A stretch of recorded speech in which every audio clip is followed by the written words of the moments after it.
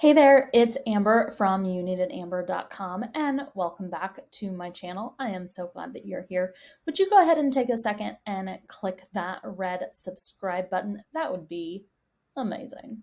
Today on the channel, I want to talk about building a project brief for your team to communicate the expectations and all of the different parts of a project so that everyone is set up for success. So let's get into it. Now, I want to give a little bit of warning before I dive into the details that there are a lot of parts to a project brief. I mean, there just are, because a project brief is the one document that does all of the communicating about the project for the rest of the team. So there's a lot of different parts, but I really believe that you can completely fill out a project brief in less than 15 minutes. So let me just break down all of the different steps for you. And then when we have it all broken down, you'll be able to see how easy it is to just go back in and fill in the blanks, because everyone needs all of this information, but it does not have to be difficult. The first part of a project brief is the background. The background is the description of the project, who the audience is, and any research or links or documents that need to be associated to the project for reference. So you always start with the background to give the foundation of what the project is. Where did this project come from? Why are we even doing this? Who has asked for the project?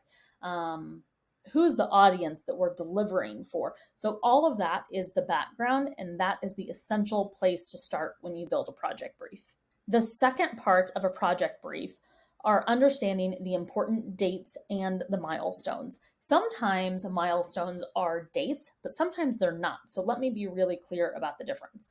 Important dates include: when does the project begin? When is it expected to be completely delivered and live to the public? When are we doing checkoffs along the way? When is there time for revisions? All of those important dates really, really need to be outlined so that everyone is on the same page, and we can account for things like holidays or vacations or, life happening.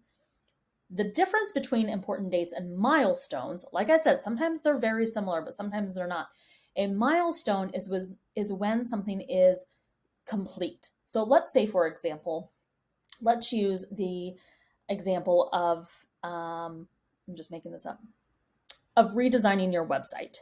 Let's use redesigning your website as an example for a project brief. So important dates would be the copywriter is going to work from January 1st to January 31st, and the graphic designer is working January 15th through February 12th or whatever, right? So it's important to know all of the dates, but the milestones are going to be different. The milestones could be all of the copy is complete, or the homepage is completely finished. So milestones might be associated with the important dates, but they're different because they're like the accomplishment that you see along the way. The third part of a project brief are understanding the key players and the deliverables. Now, it's really important to understand the key players because we need to know who is responsible for what and when. So, for example, the web designer on this make-believe project of redoing your website, the web designer is not the same person as your copywriter and might not be the same person as your logo designer. They all might be very different people. So it's important to know who all of the players are. What's their name? How do you get a hold of them? When are their working hours? What are they specifically responsible for in this project? And knowing what all of the deliverables are, listed out, all of the deliverables, very important, because then we can associate the deliverable to the individual player on the team so that everyone knows what they're responsible for and where they stand. The final part of the project brief is the part that is the most overlooked, and it's a question. This is the most important question of the project brief. What does success look like for this project?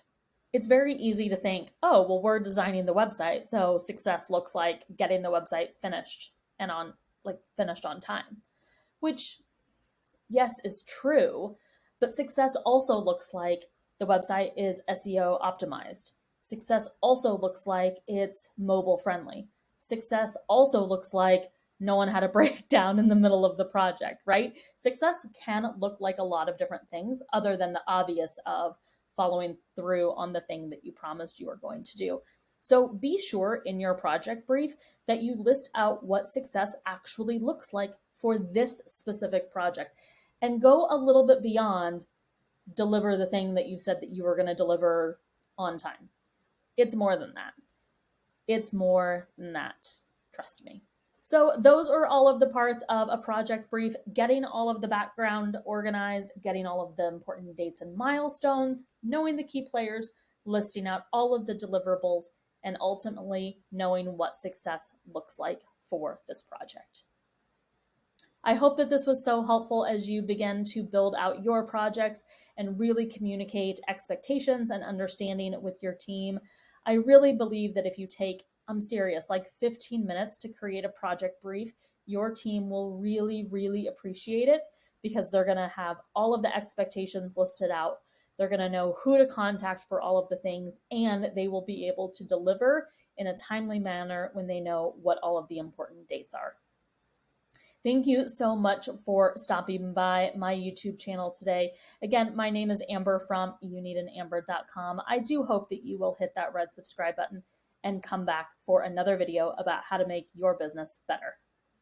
Bye.